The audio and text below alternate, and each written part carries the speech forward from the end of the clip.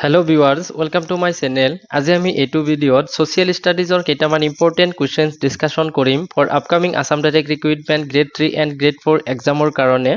তো ইয়াৰ আগতে আমি part 1 discussion কৰিছিলো। তো আপোনালোকে যে ভিডিঅটো চাই ল'ব পাৰে। তো আজিৰ ভিডিঅৰ প্ৰথম questionটো হৈছে Which is the largest country in the world in terms of land area? মাটিকালি হিচাপত পৃথিৱীৰ বৃহত্তম দেশ কোনখন?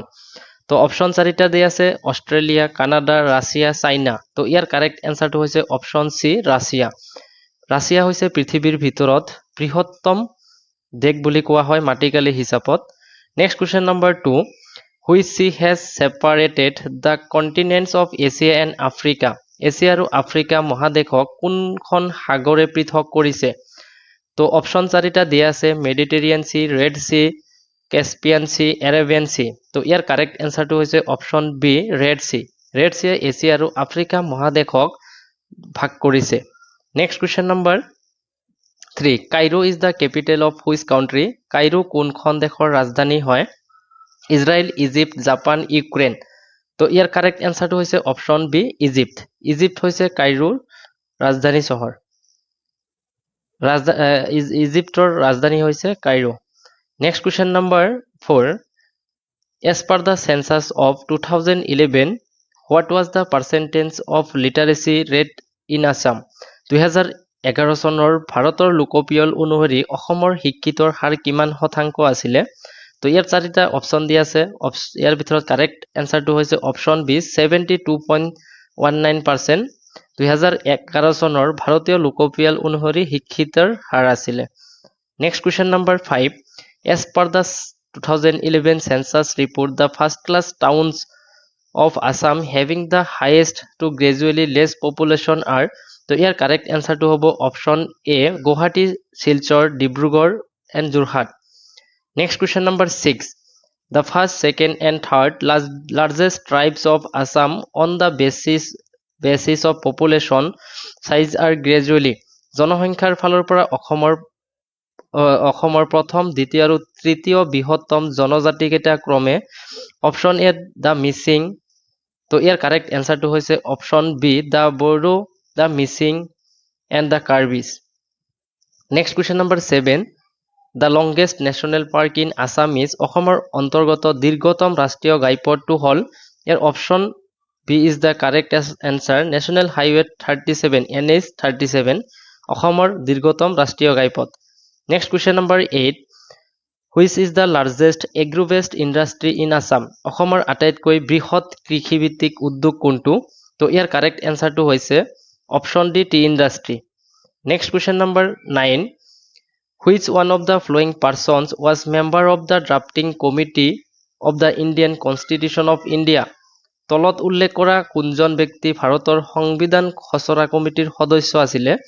তো ইয়াৰ কাৰেক্ট এনসাৰটো হৈছে অপশন সি সৈয়দ মোহাম্মদ সাদুল্লাহ খসৰা কমিটিৰ সদস্য আছিলে তেও next question number 10 on which date is the UN day celebrated ৰাষ্ট্ৰসংঘ দিৱস কোন তাৰিখে পালন কৰা হয় তো ইয়াৰ কাৰেক্ট এনসাৰটো হৈছে অপশন বি 24 অক্টোবৰ তাৰিখে ৰাষ্ট্ৰসংঘ দিৱস পালন কৰা হয় next question number 11 how many member states are there in the UNO at present ৰাষ্ট্ৰসংঘৰ বৰ্তমান সদস্য সংখ্যা কিমান তো ইয়াৰ কাৰেক্ট এনসাৰটো হৈছে option B 193 next question number 12 who is the present secretary general of UNO ৰাষ্ট্ৰসংঘৰ বৰ্তমান সচিব প্ৰধান কোন আছিলে তো অপশন চাৰিটাৰ ভিতৰত ইয়াৰ কাৰেক্ট অপশনটো হৈছে option B next question number 13 on the recommendation of which one of the following organs of UNO does the General Assembly appoints the Secretary General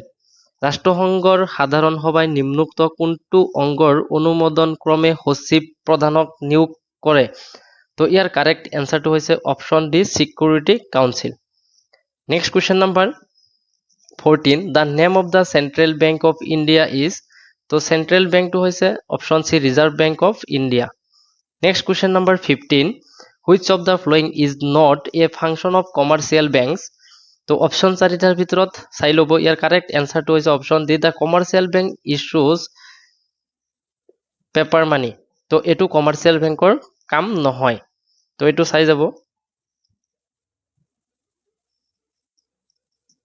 Next question number 16. Where is the headquarters of NABARD situated? NABARDৰ মুখ্য কাৰ্যালয় ক'ত অৱস্থিত? আৰু NABARDৰ যদি full form আহে national bank for agriculture and rural development, এইটো চাই যাব।